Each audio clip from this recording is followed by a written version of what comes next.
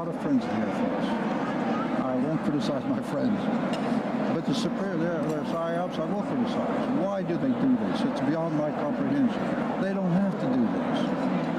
The people want to know the truth. The young people want, the young kids want to know the truth. Give them the truth. So that's the answer. These are another intelligence. They're ahead of us. They've proven it. And only one simple reason. They can fly in space and we can't.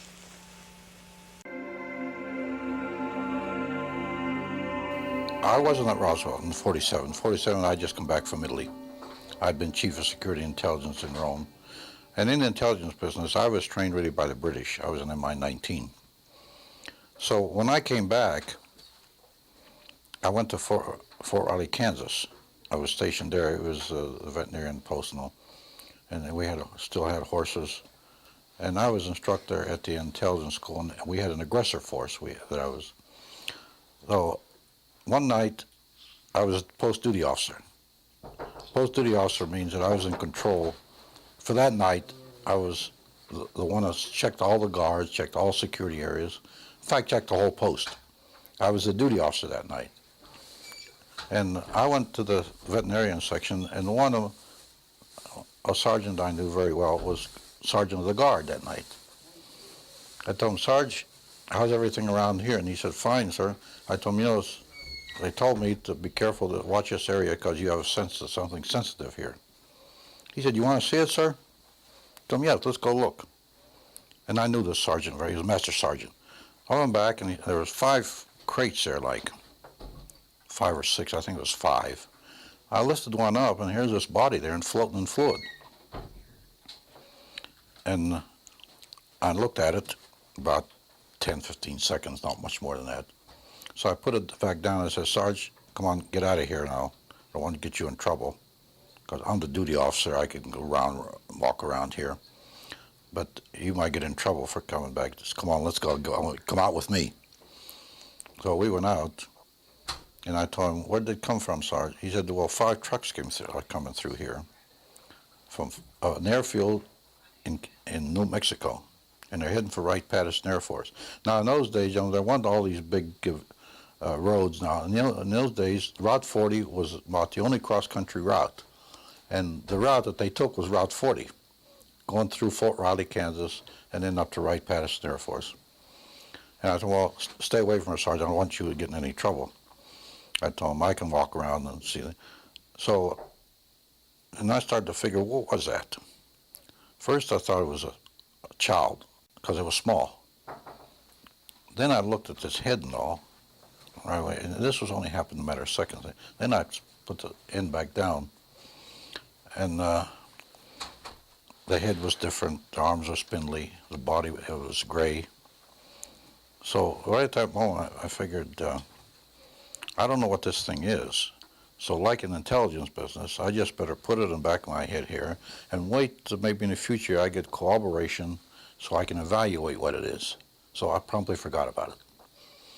10 years later, I was down there, commanded the range in New Mexico, in White Sands, the Army missile firing range, in northern, right near Trinity site, my headquarters was.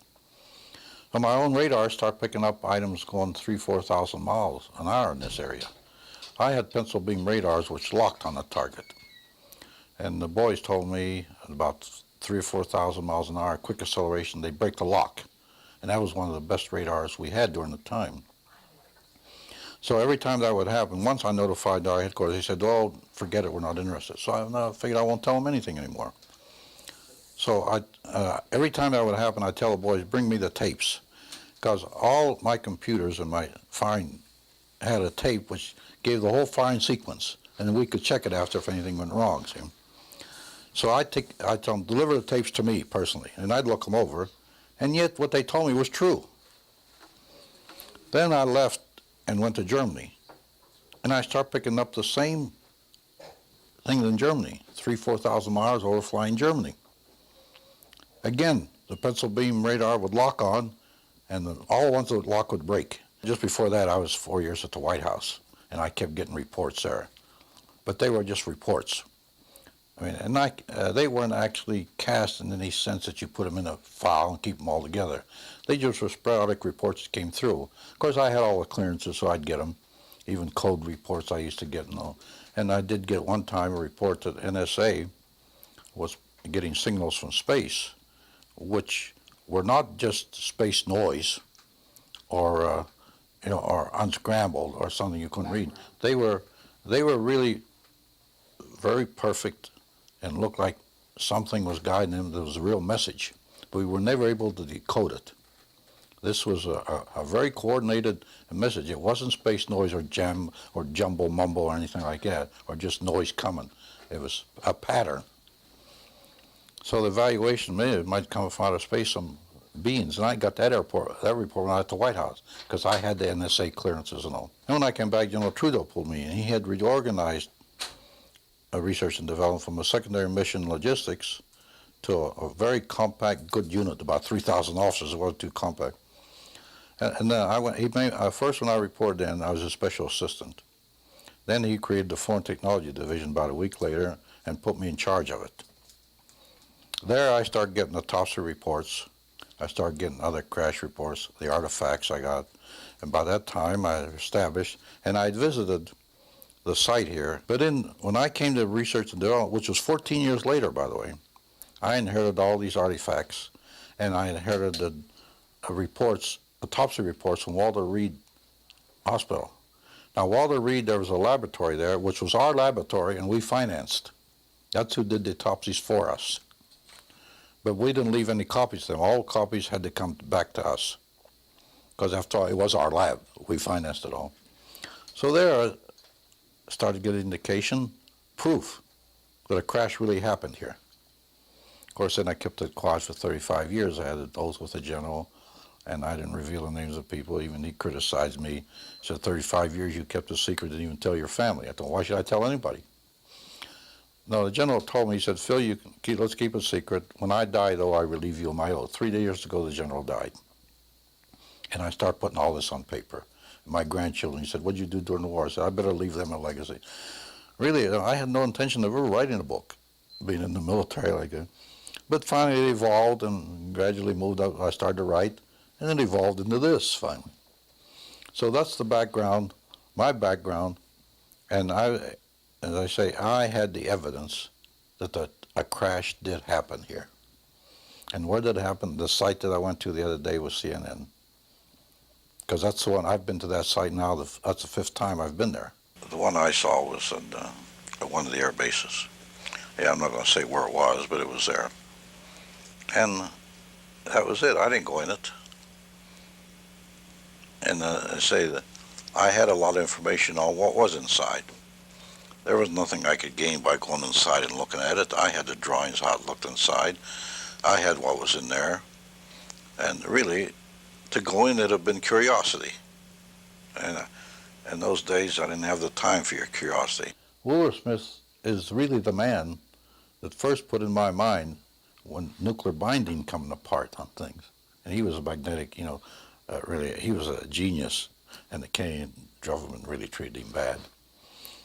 And then I was supposed to go to his laboratory visiting because the general told me the general told him, Smith, he said, you and the colonel have a lot to talk about. I'll let the colonel come up and visit you at your lab on Mayber on Lake Ontario. Well, I put it off. In 1962, I decided to go up. I called up, and they told me Mr. Smith died of cancer, and I never really got to go to his laboratory. But he gave us a piece of metal that he took from a flying saucer. You exchanged, didn't you? We exchanged, and he brought ours back later. I was going to ask you one last thing. If you only had a moment to speak in open congressional hearings to discuss what happened 50 years ago, what would you say? I say it happened, and I'd add on to that. Give us information to the young people of the world in this country. They want to hear it. They want it. Give it to them. Don't hide it and tell lies and make stories. They're not stupid. They're not young men that'll panic. In fact, my own nephew was a research director of DACO Corporation. He tells me, he says, Uncle Phil, once they tell us the truth, we're not going to panic and pull our hair out. And one good example of this, which I always tell, to prove this point, that the young people will want it and they're not going to panic, They want to hear this. And that's one of the reasons I wrote this. Even my own grandchildren now will see it. And I always prove it this way. I commanded a battalion of 1,500 men, combat battalion. Average age of my soldiers was 19 and a half years old. I told my exec one day, my God, Maine, we're sending babies into battle. And these kids, they fought the greatest armies in the world. They didn't run. They didn't panic. They stood there and fought. And why do you think they'll panic? They wanted this information. They deserve it. It's their information. It doesn't belong to the Army or the Department of Defense. It's theirs. If it's classified, take the classification off and give it to them. Who's covering it up now? I mean, is there any one organization? Look, I always say this. Now, here's what I say. The government is so big and so vast that if you leave it alone, it'll cover itself up. When I testified in front of missing prisoners of war in front of Congress, the Senate, and later, not too long ago, in front of the House. And they asked me a question like this, and I told them, look, you know, it amazes me when a Scowcroft, a General Scowcroft, and a Kissinger can come up here in front of you, gentlemen, and say there's no information there. I sent it myself from Tokyo over teleconference over a 2-year period. How can I say that? And all the families were sitting there, and they wanted to hear this, see. Later on, we searched for it, we found it. It had fallen through the cracks. The politicians didn't care. They want their own little bailiwick, their own little ego, and do their own little job and get in the newspapers. If a prisoner of war missing from families, they don't care. And I brought this out when I testified. And the cover-up happens like that sometimes with nobody doing anything. It'll cover itself up and fall through the cracks, as I put it. And we never trusted CIA because in my day, Stalin gave orders to get to this information that came out of Roswell to some of his top scientists and agents. That order went out. And we knew that in the special intelligence that I was in the Pentagon, which was very closely held. KGB trying to penetrate that, but they never did. And we knew that Stalin, they send agents out all over this area here to try to get information on Roswell. And yet we stood back like fools and said it didn't exist. It was a weather balloon. They didn't think it was a weather balloon. Countries in Europe are taking this very serious. They're not like us here. They're not going to put out stories that there were dummies came out of the air or people with big heads.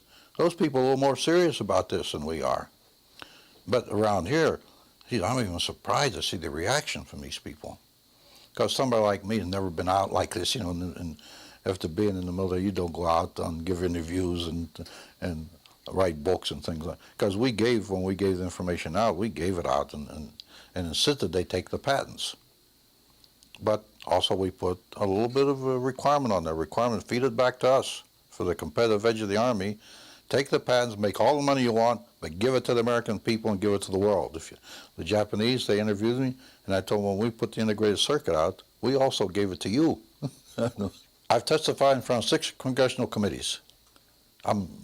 If they want me to, providing it's serious, and they're not going to put it in the archives and just put it away. And when I went to Robert Kennedy, this is a provision I put on, I would testify if I went 4 years to the White House, that something is done with it, not just Congress sitting up there for publicity purpose. I'll go any time they want to. There's no hitch on me. And I'll tell them anything they want, providing they're serious. I won't go up there to help a senator or congressman get elected. Look, there's a lot of stupidity involved, let's face it. Maybe mine was a little stupidity. I kept it quiet so long, but I had an oath with the general that I wasn't going to talk till he died 3 years ago. And also other people involved. And like I told you before, I don't reveal them unless they want to come forward themselves. There's enough electromagnetism in this world, or it can draw. So the extraterrestrial, he's a little different. He's composed in a way of cells also, like humans are. This structure has some metallic surroundings that have to survive in space, from debris in space, which keeps striking it constantly. It'll knock holes in it. So there's a little different strength there that will last a few more years. It is really almost a biological type of biological structure because the extraterrestrial fits in it, but made with a little more strength that's needed in the extra. Remember, these cloners that made these things made them in a way where they would fit in what they wanted to fit in. The ship itself is maybe a biological type structure because of the cell and the atom structure. But it's all created with more strength because it has to resist more. This being is protected in a way.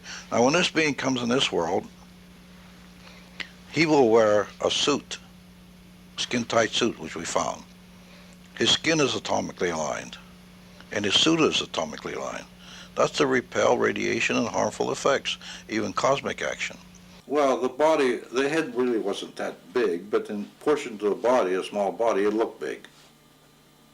And the eyes, there was no nose or anything like that. It had spindly legs. So that was about it because I didn't have any autopsies. And I just put it off because I figured, well, maybe someday I'll get corroboration and be able to evaluate. Later, I got my hands on the autopsy report in 1961 when I took charge of the Foreign Technology Division from Walter Reed Hospital, our own laboratory. So there I start putting it all together. What did you read in the autopsy reports? Well, the nature of the body inside. Because before that I never knew that. They did an autopsy and they cut it open, all the brain and all. And the brain was different and most of the body was different. But no nose, no mouth, no ears, no vocal cords, no digestive system, no sex organs. So then we came to the conclusion that it was a humanoid clone.